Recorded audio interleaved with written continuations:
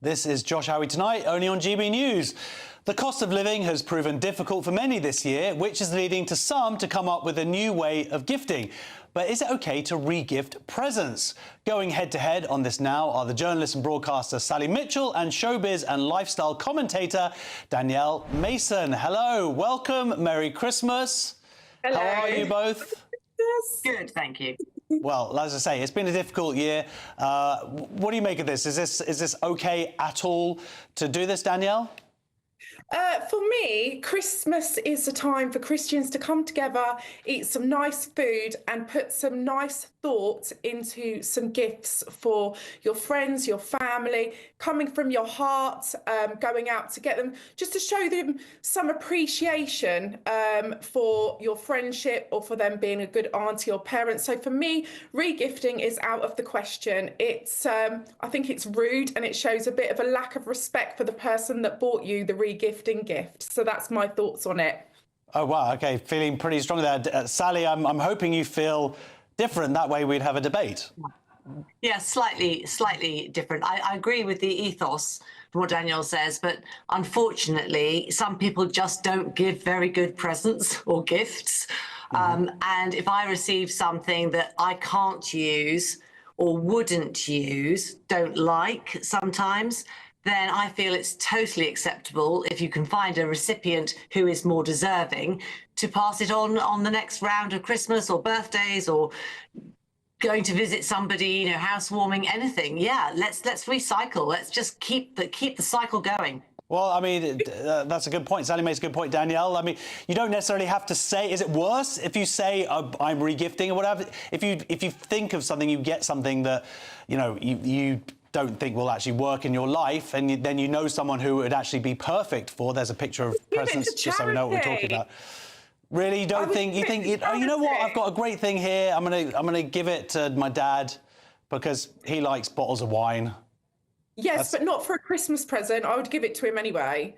Oh, I see. Just be nice. But for Christmas, as I said before, as a Christian, it's about putting thought and effort into that Christmas present. So for me, it's something special for that person that comes from me. And obviously, also, if you're in the same circle of people, what would you do if you saw someone out wearing a gift that someone else had you'd gifted someone and then they had put one of your other friends in it? I would be a bit upset because I'd think, oh, that was a gift for you.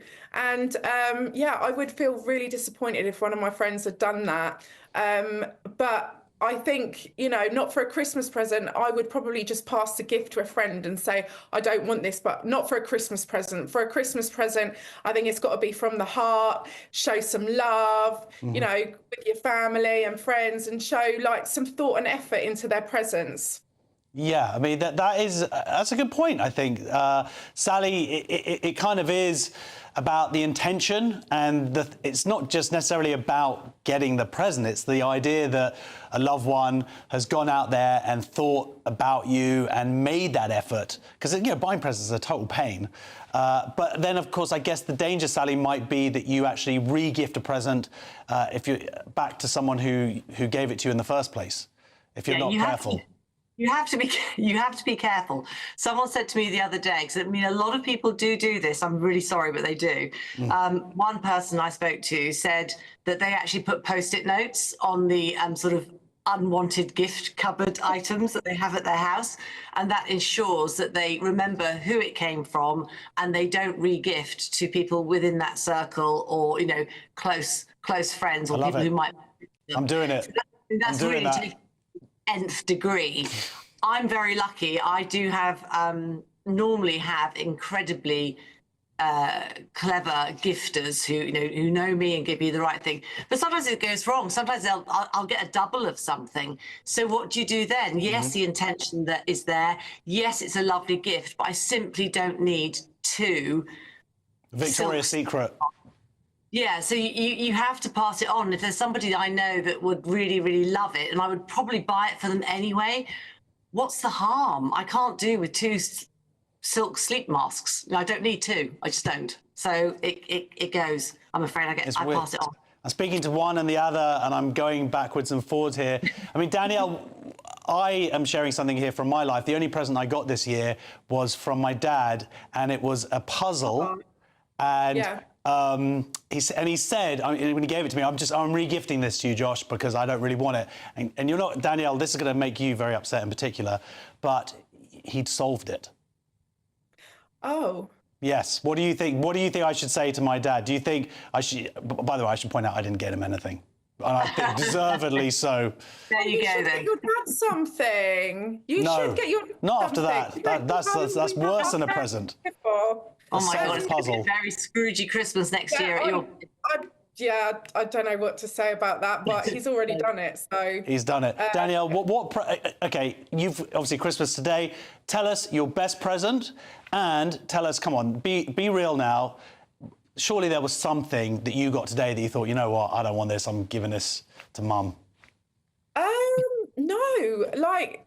No, there isn't actually anything. You know, I get little gifts and stuff that, you know, not expensive gifts or anything, but I just think they're cute. Like, I think maybe I'm just one of these people that makes good use of everything that I can.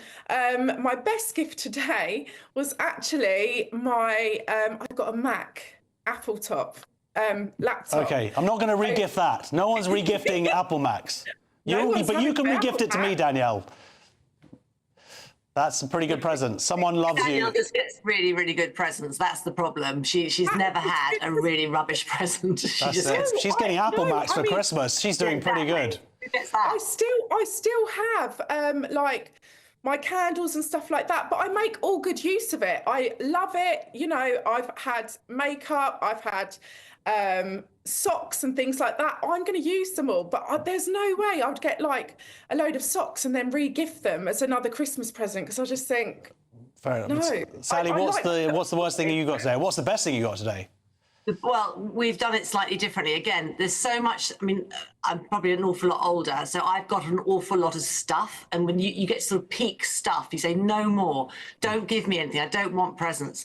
So this Christmas, because we've got a family wedding coming up in Australia, we're all chipping for a fund for a trip to Australia in October. So we haven't actually done Christmas presents properly this year at all. So that makes me sound really, really grinchy. But it's a much bigger picture for next year. And the worst thing I got today, well, not worse, it was lovely, but it was not useful to me because everything I do is on my phone, my calendar, my diary, everything. I actually got a paper calendar. Oh my gosh. Like one of those like proper turnover with the wiry. I might as well make it a file fax. I know, and I haven't seen one for years. I mean, I love it because it was given, as you say, Danielle, with love, and and they thought it would be really useful. But I personally won't be using it, and that's quite a hard thing to re-gift because it starts on January the 1st. Oh no, is it this year's diary? Oh, that is the worst possible gift that you could get. Well, I've got to be honest, one of you did very well this Christmas and one of you less so, I'm afraid. Thank you very much for joining us. Merry Christmas to broadcaster Sally Mitchell and showbiz and lifestyle commentator Danielle Mason. Wow, OK, I'm just jealous. Gosh, you got an Apple Mac. Wow. OK, it's been a difficult year for the British royal family in 2024, with 2025 expected to be another packed year for the royals. Join me next for an end-of-year royal roundup.